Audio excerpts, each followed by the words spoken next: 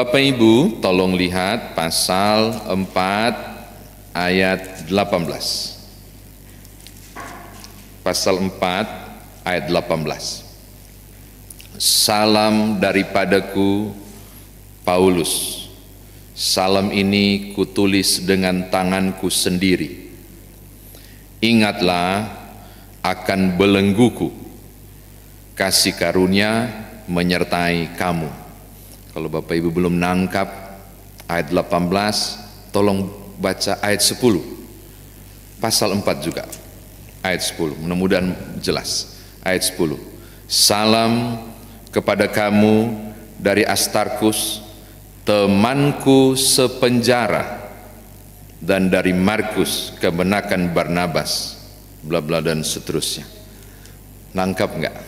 Surat ini ditulis dari dalam penjara, kemungkinan besar. Atau Kolose pasal 1 ayat 24. Sekarang kamu bersukacita bahwa aku boleh menderita karena kamu dan mengenakan dalam dagingku bla bla bla seterusnya. Itu bicara juga tentang penderitaan di penjara. Beberapa penafsir menyebut dan memastikan bahwa surat ini ditulis dari dalam penjara. Oke, ini catatan pertama kita. Yang kedua, karena surat ini ditulis dalam kondisi yang tidak nyaman, Bapak Ibu kalau dalam penjara, sudah berapa kali saya mengatakan di Karis, itu tangan dan kaki dibelenggu, dikasih pemberat batu yang besar, lalu tangan dan kaki diikat hampir ketemu dengan seuntai rantai, sehingga kalau berdiri dia akan bungkuk, kalau berbaring dia kemudian akan tidur pistol.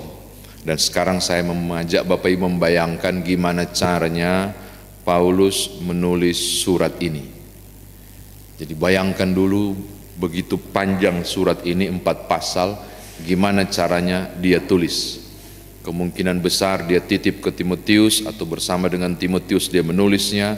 Ada beberapa kesempatan Timotius barangkali mengunjunginya di penjara, saya tidak tahu prosesnya, tapi yang pasti surat itu jadi di tengah kesusahannya. Sekarang saya menemukan ada keanehan dari isi surat itu. Keanehan dihubungkan dengan kondisi susahnya di penjara. Apa keanehan itu? Yang pertama, lihat ayat 3. Ini keadaan yang pertama. Kami selalu mengucap syukur kepada Allah bahwa Tuhan kita Yesus Kristus setiap kali kami berdoa untuk kamu. Setiap kali kamu berdoa untuk kamu. Jadi setiap saya berdoa untuk Kolose, saya dan Timotius bersyukur. Dia membuka kalimat suratnya dengan kata, kami selalu mengucap syukur. Ini keanehan pertama. Mengapa aneh Bapak Ibu? Mestinya bukan mengucap syukur. Kalau sedang tidak nyaman, kalau sedang susah, mestinya kalau kirim surat, kesempatan yang paling utama, kesempatan yang paling tepat adalah curhat. Curhatnya adalah kesusahan. Mestinya begitu. Tapi tiba-tiba yang dia tulis kalimat pertama setelah salam adalah kami selalu mengucap syukur. Ini keanehan pertama. Keanehan kedua Bapak Ibu, tolong lihat ayat 11. Doanya, dia berdoa di ayat 11, sebenarnya harus dari ayat 10 baca, tapi saya potong ayat 11 saja. Dan dikuatkan dengan segala kekuatan oleh kuasa kemuliaannya untuk menanggung segala sesuatu dengan tekun dan sabar dan mengucap syukur dengan sukacita kepada Allah Bapa. Kolose, aku berdoa, dia bilang begitu, supaya kalian dikuatkan, kalian mampu menanggung segala sesuatu dengan tekun ya, dengan sabar, jangan lupa mengucap syukur. Kenapa aneh?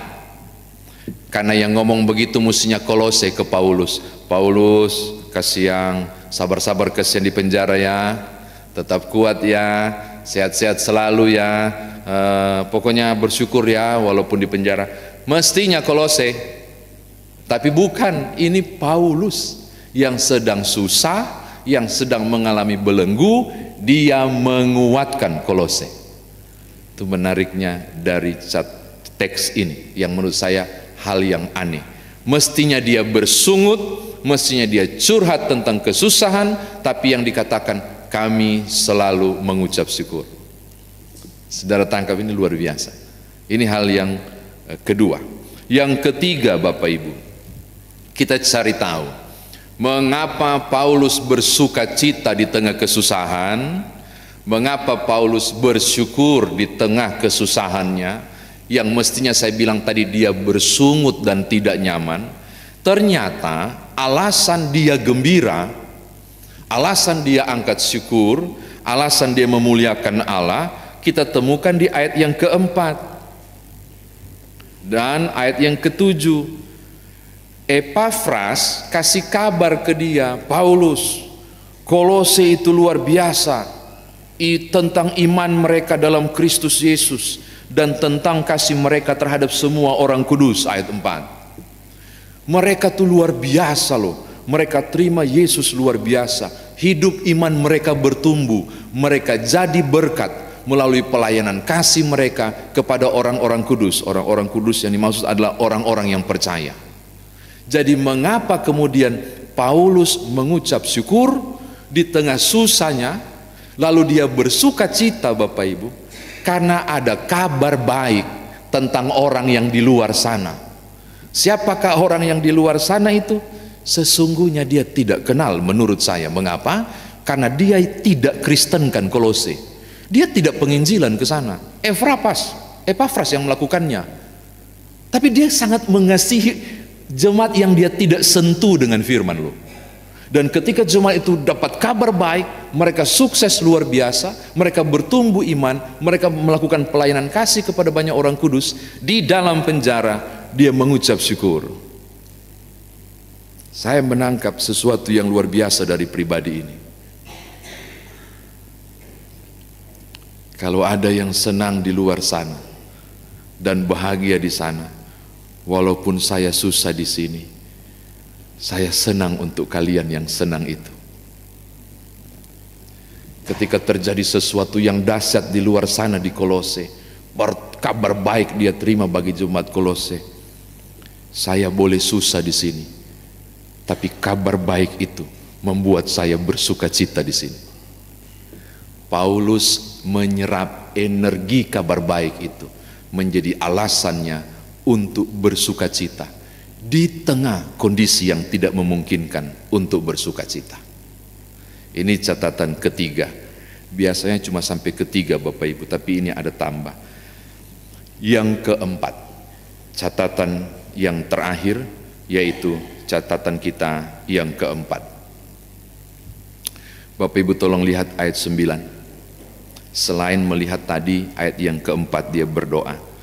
Sebab itu ya, sejak waktu kami mendengarnya, kami tiada berhenti-henti berdoa untuk kamu. Unending present continuous tense, kegiatan yang sedang berlangsung terus menerus sejak dapat kabar baik itu. Kami tikang lutut, katanya, kami berdoa, kami sebut kamu, kami sebut namamu kepada Tuhan, supaya baru dia ucapkan seluruh kalimat berkat dari ayat yang ke-9 sampai 14. Engkau dikuatkan, engkau diteguhkan, engkau mampu mengucap syukur, engkau dihadapkan dengan Allah yang mampu melepaskan engkau dan menuju ke kerajaan Allahnya. Engkau memiliki penebusan, yaitu pengampunan dosa. Semua hal baik dia ucapkan dengan mulut ketika dia tunduk di hadapan Allah dalam penjara dan menyebut nama Paulus. Dia tidak bisa bertemu Kolose. Dia tidak bisa bertemu Kolose. Dia tidak bisa menyentuh Kolose. Dia tidak bisa melakukan yang bagus-bagus untuk Kolose karena dia dalam penjara. Tapi tahukah saudara, pemberian yang paling besar dan lebih bernilai dari sekedar harta apapun bagi Kolose atau perhatian apapun, kekuatan yang diberi yang sangat berharga itu adalah kekuatan doa. Menarik loh Bapak Ibu, dia mengirim nilai yang berharga, yaitu mengirimkan doa untuk Kolose. Saya kira demikian firman Tuhan ditafsirkan bagi kita. Nah sekarang bagaimana kita bawa dalam kehidupan beriman kita?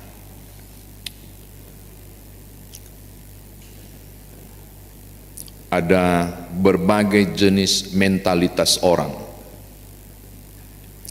Ada mentalitas telur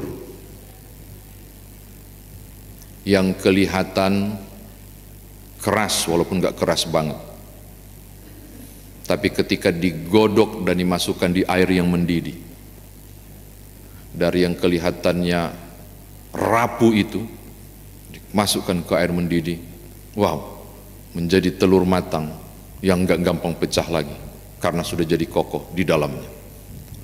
Mentalitas kedua, mentalitas sebutir ubi yang kelihatan kuat, yang kelihatan mampu, kelihatan hebat, keras dia, digodok dan dimasukkan di air yang mendidih. Pas matang, cuma tusuk sedikit dengan tusuk-tusuk gigi, langsung tablah dia. Ada mentalitas ketiga, mentalitas biji kopi, dimasukkan di air yang mendidih, luar biasa, panas sekali. Biji kopi tidak berubah. Yang berubah adalah air yang mendidih itu.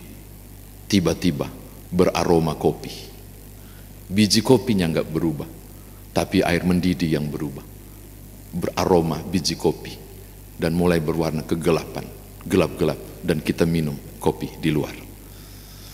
Saya mau katakan, Paulus memiliki mentalitas biji kopi yang buat dia sukacita, yang dibuat dia bahagia, bukan keadaan. Keadaan boleh tidak senang, keadaan boleh susah, tapi tidak mampu merebut sukacitanya.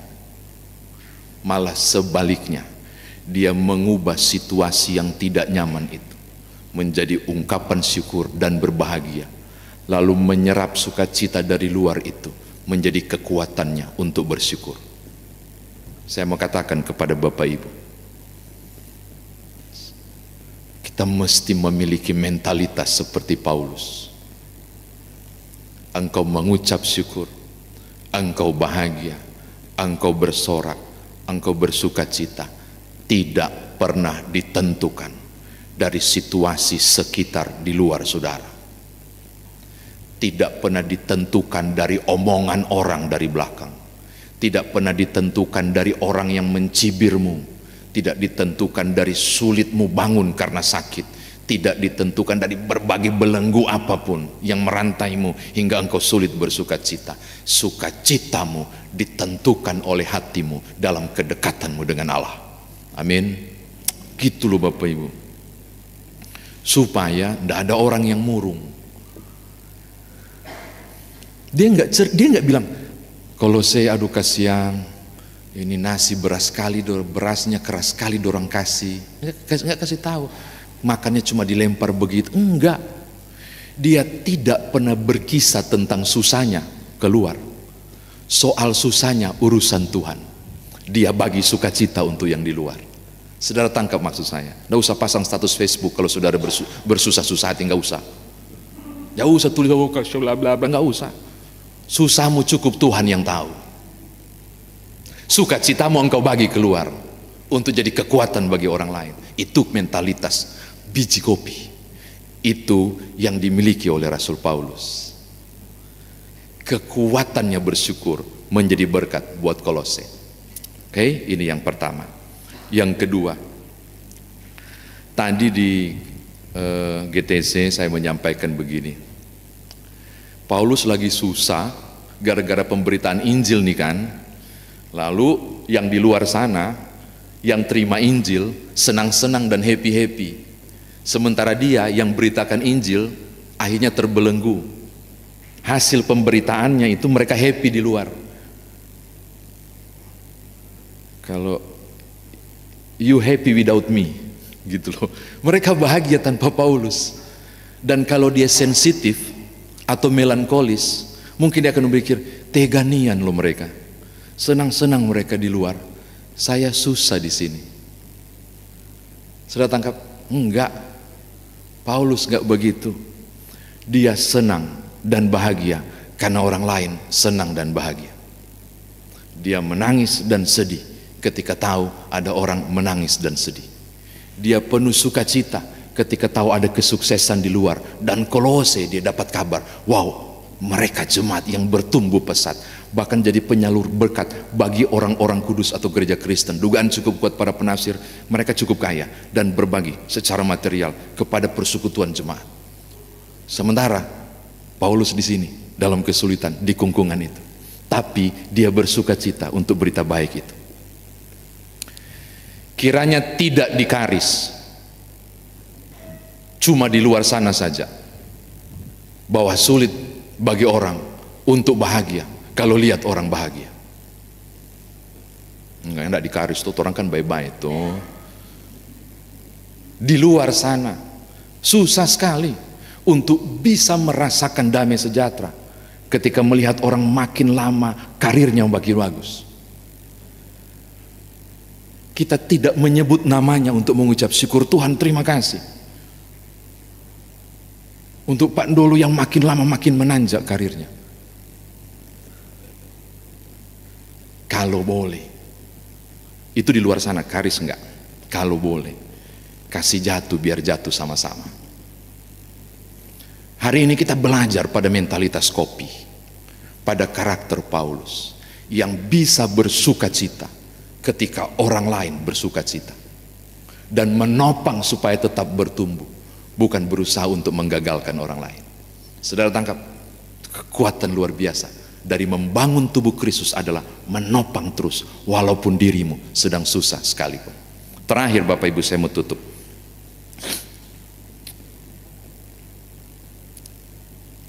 Berapa banyak dari Bapak Ibu Saudara